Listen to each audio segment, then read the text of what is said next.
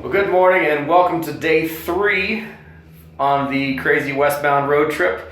You're joining me this morning after I'm now leaving my DoubleTree Inn, where I got a fantastic night's sleep, and I'm off to the airport to pick up somebody.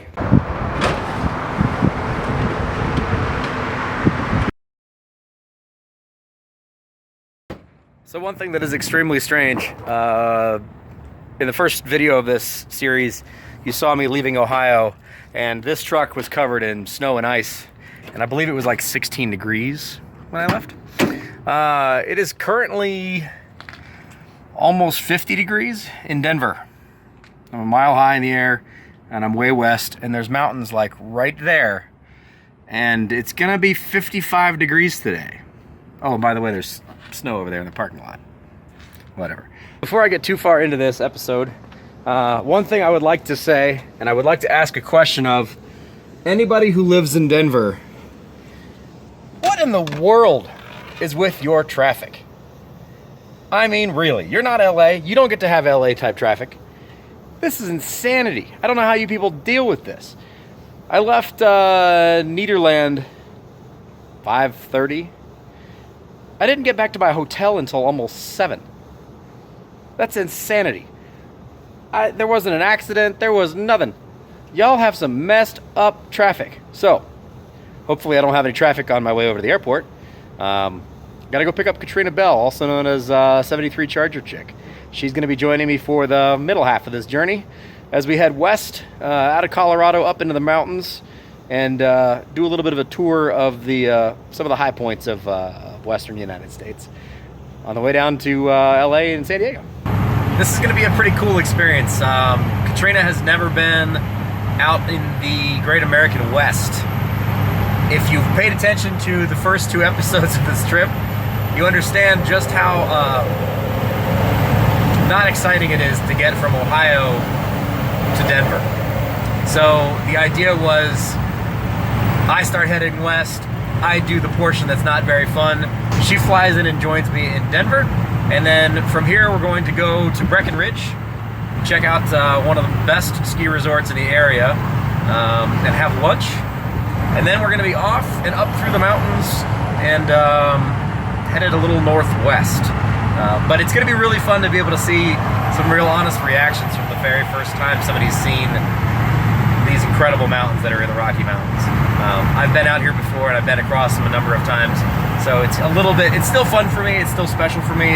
Obviously, as you can see, I'm still kind of giddy about it, but it's really cool to see people's first reactions to real, serious mountain ranges. So hopefully she enjoys this one.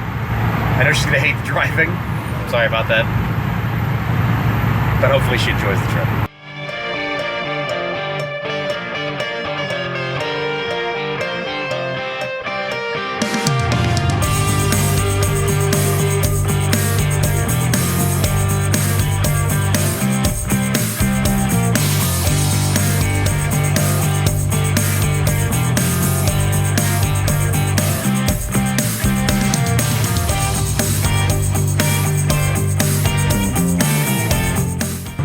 I am just about to Denver International, which is a very interesting airport, very odd. It's also way outside of Denver, which is kind of annoying, but I'm going to make a prediction. My prediction is she's going to be wearing a big black parka, because when she left Columbus, it was like 20 degrees, and now when she lands in Denver, it's 50. We'll see.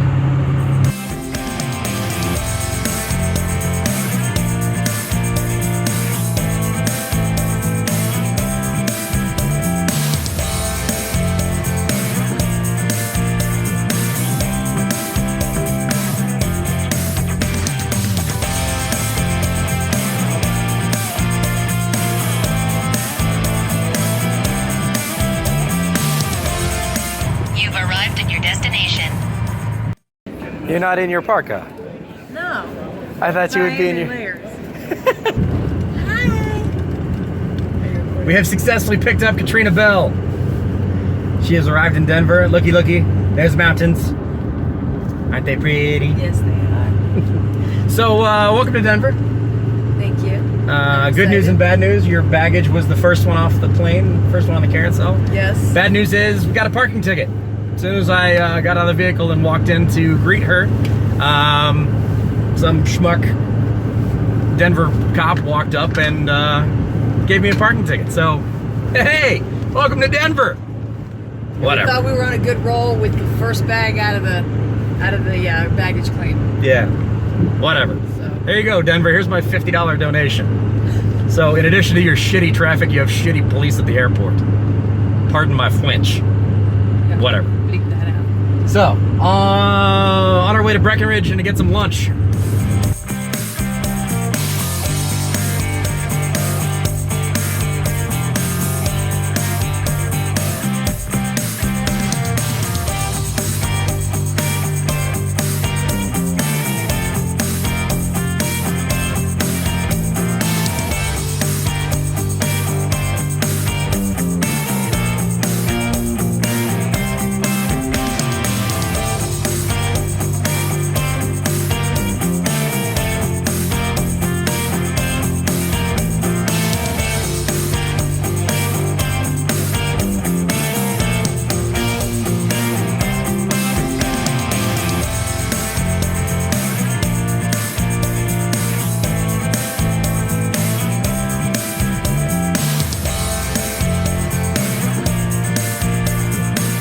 First trip to Colorado. What do you think so far?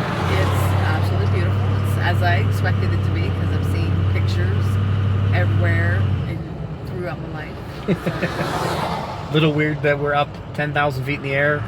Yes, I can. At one point, I could definitely feel my nose like getting stuffed up, but it was just the nasal membranes are swelling because of the dryness and the elevation. It's that dry heat like out in Vegas. Yeah.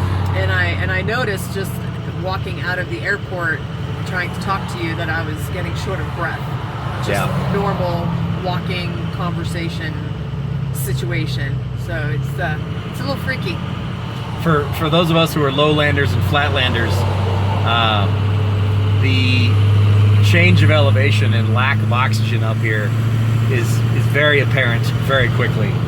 And even more so for all of you who decide you want to come out here and snowboard or ski, you will be tired in a hurry. There is a lot less oxygen when you're snowboarding at 10,000 feet than when you're snowboarding at 800 feet. That's quite a difference. Yes, it is. Yes, it is. Which we're going to save you from on this trip. We're not going to make you snowboard on this one. Maybe next time.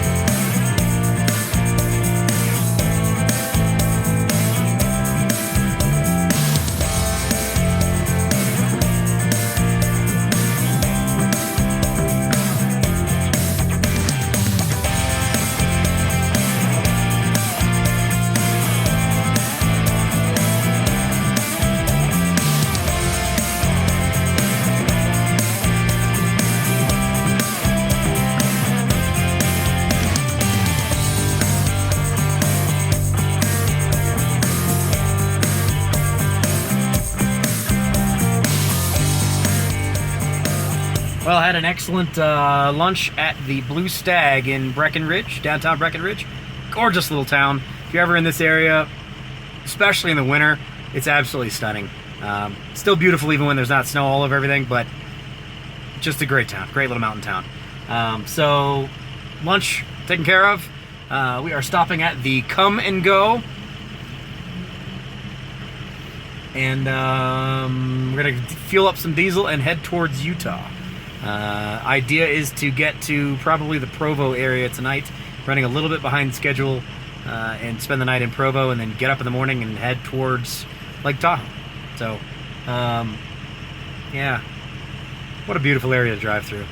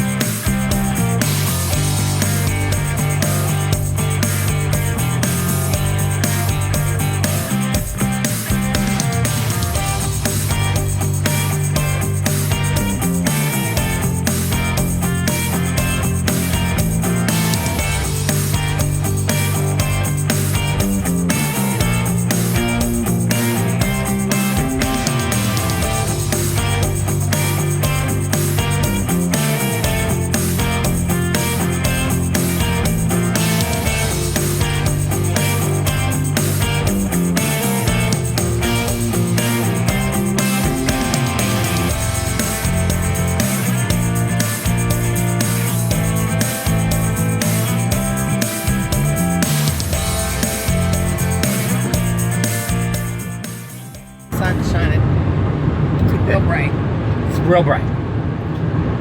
See, you might understand. So do you understand why I said bring some sunglasses? Oh, absolutely. As you can see, we are getting. Your term would be incubated. Yes. We're being incubated by the sun, driving westward through the. I guess I would call this high scrub plains of Colorado, western mountainous Colorado. What's your, hey, Colorado River. Right there. Okay. Hi. Hi, Colorado River. So what's your opinion so far? It's beautiful. It doesn't end. And it changes. Yeah. Around every turn. It's like, oh, there's that kind of thing. There's different vegetation and different colored rocks. Sometimes they're red, sometimes they're brown, sometimes they're gray. So it just keeps changing around every turn. We didn't see any bighorn sheep. No. Very sad. We did pass an area where they were supposed to be, but I didn't see any. There was no bighorn sheep spotted, which is sad. It's always cool when you can see those. Did have a very excellent little lunch in Breckenridge. Yes. The Blue Stag. Blue Stag. Yep. Yeah, that was a good little stop. So, yeah, western Colorado, we are still about, I think, like 6,600 feet. We just passed Gypsum a little bit ago. I think we're still pretty high up there. So we are continuing westward. The sun is coming down across the interstate as we speak, and we're going to try to get down out of the mountains into some of the flatland buttes and that kind of stuff before the sun's all completely gone. We'll see whether or not that actually happens. Maybe get some sunset pictures. Yeah, I'd love to be able to get some sunset pictures. Yep. Katrina's got her camera with her and has been shooting video or has been shooting photos throughout this entire thing. Obviously, as you're watching this video, you've seen some of the unbelievable photos we've gotten on this trip so far. Oh, look, sun went behind a mountain. Reprieve. I'm not going to be sunburned. I'm probably going to be sunburned. But yeah, I mean, it's just, Colorado is just, it's hard to overstate how absolutely stunningly beautiful this state is. Anyway, westward we go.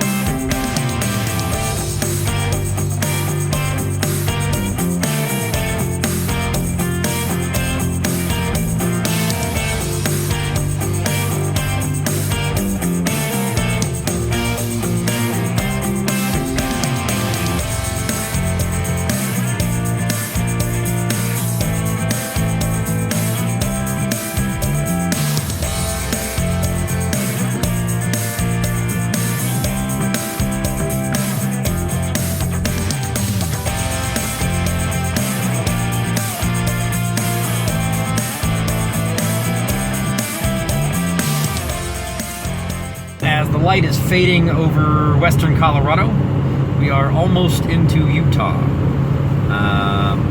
Experience through Colorado? Once again, it just everything keeps changing. Yeah, now we're in like scrubland, out of the mountains, down in the mesas. So, those of you who have never driven through Colorado, you don't know what you're missing. Hopefully you've watched this and enjoyed some of it, but none of what we've shown you does it any justice. Absolutely not. Like, you try to take a picture of what you're seeing and it just doesn't know justice. Yeah. So, one slight complication is the sun has faded out. We have run out of time in the daylight, and we really wanted to do the extremely scenic, in the middle of nowhere drive through Utah in the daylight. Unfortunately, that didn't work out. So we're gonna do it at night. Now, with that said, this is that section of the world where you drive past a sign that says no humanity for 100 miles, no gas, food, anything. It's that area. And we're gonna do it at night because that's smart. But first, we're gonna stop in a little town called Green River, Utah. Population 952. 952. Their top 10 restaurants include some home like diner places and some home like or privately owned restaurants. But let's just say that in the top list of 13 restaurants, which I really think there's only 13 restaurants in the whole town, 3 of them are Arby's, Blimpie, and Subway and Burger King. Yeah. Arby's, Burger King, Blimpie, and Subway. So we're gonna stop there for the last splash of fuel. Hopefully they have diesel there. I would imagine they do. And then we're going to turn up the extremely scenic route into Utah. And we're not going to tell anybody where we're going in this town because I've seen these bad movies where you tell somebody you're going through the middle of nowhere and you end up raped in a cave. And I don't want to be raped in a cave. I've seen Wrong Turn. I don't want to do this. So we're gonna nonchalantly walk into this town. Gonna order some fantastic food, and then we're going to drive up through the middle of nowhere, Utah, towards Provo, and hopefully get some really awesome night shots. Yeah. Katrina brought her camera with tripod and stuff. Yes. So let's see what we can get. It might be too dark, too late. Yeah. Too much cloud cover. We'll see. But hopefully this video does make it on the internet, which means we didn't get killed and raped in caves. Hopefully. So next stop, Green River, Utah. Green River, Utah. On the way to Salt Lake City. Yes. Now I don't know if I'm going to be able to get a picture of the Utah sign, the Welcome to Utah sign. I'm going to try that, but it is dark as whatever out here. Yeah. Because there's literally nothing. So I'm going to see if I can get a Welcome to Utah picture. Or video, and if not, don't blame me. It's Utah. Welcome to Utah.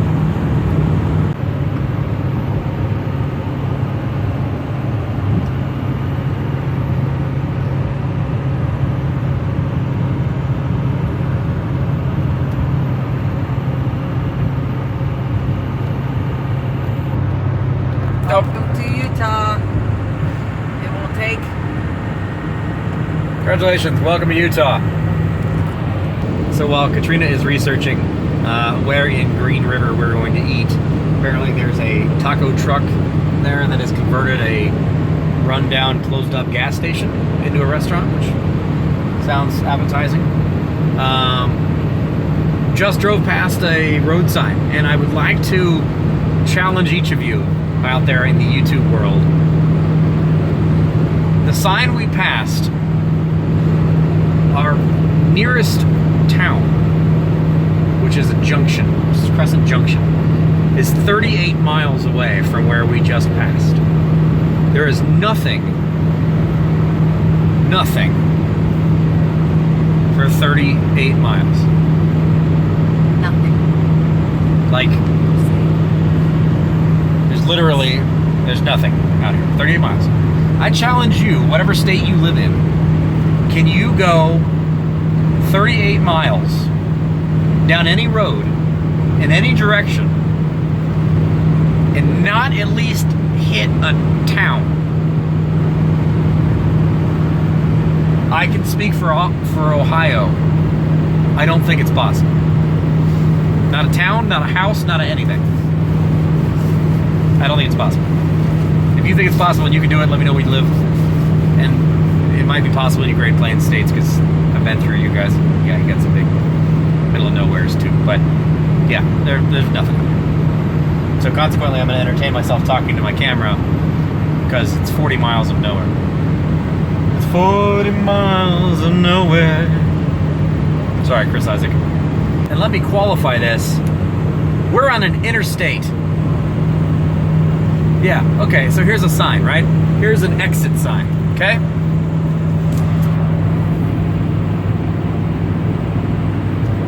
Danish Flat, half mile, no services.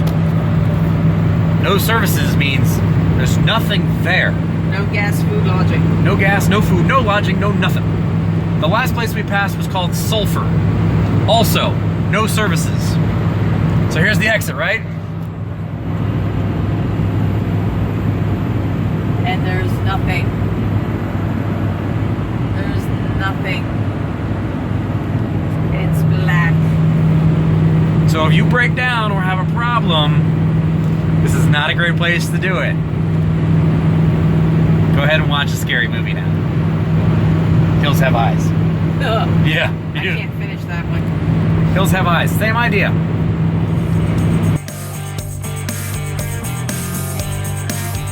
Green River.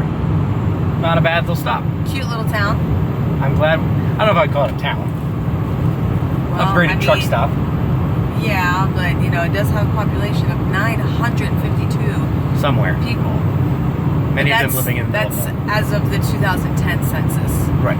Because I saw it on the Googles. So we did find a gas station. We filled up on diesel, so we're going to be able to make the blast across the middle of nowhere. And road trip snacks. And road trip snacks. And Katrina rode a dinosaur. Yeah, I got on the Sinclair Green Dinosaur with a little help from Austin. Which you'll see now. Get on the dinosaur. Come on. I can't. Get on the dinosaur. No. Give me your hand. Come on. All right, ready? 1, 2, 3. Okay.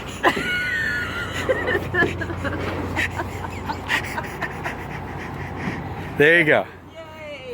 But he's over here.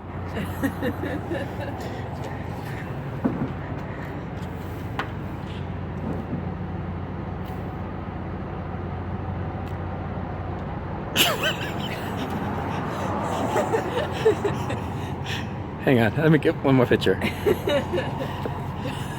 How often do you get a chance to get a picture on a dinosaur?